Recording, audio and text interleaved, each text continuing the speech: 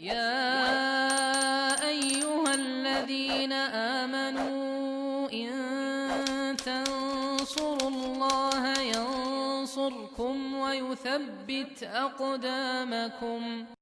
Dalam mengambil akidah, mengambil akidah yang benar, harus kita ambil dari sumber asalnya. Ya.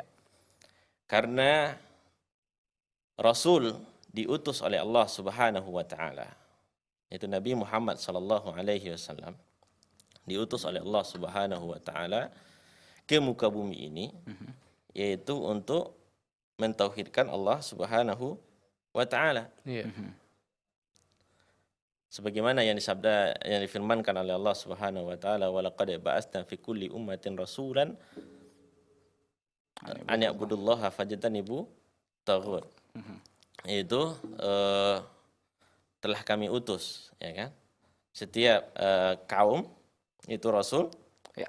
yang mana mereka menyeru untuk menyembah Allah Azza wa Jalla dan menjauhi sesembahan selain Allah. Taghut itu ma'ubida min ghairillah. Jadi sumber kita dalam mengambil akidah yaitu sebagaimana yang dikatakan oleh Syekhul Islam Ibnu Taimiyah, ya kan? Aqidah la tu'khazu anni wala an akbar minni. Wala man akbar minni. Itu akidah itu tidak diambil dariku, kata Ibnu Taimiyah, dan juga tidak diambil pada orang-orang yang lebih besar atau lebih dahulu, lebih lebih alim daripada aku.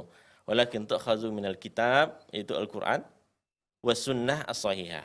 Itu diambil dari kitab Al-Qur'an dan hadis yang benar. Ya. Jadi akidah secara ringkasnya, secara mudahnya kita pahami, yaitu harus bersumber dari Al-Qur'an, kalamullah, dan harus bersumber sesuai dengan Al-Qur'an, as-sunnah as-sahihah, yaitu hadis yang sahih, dan juga sesuai dengan pemahaman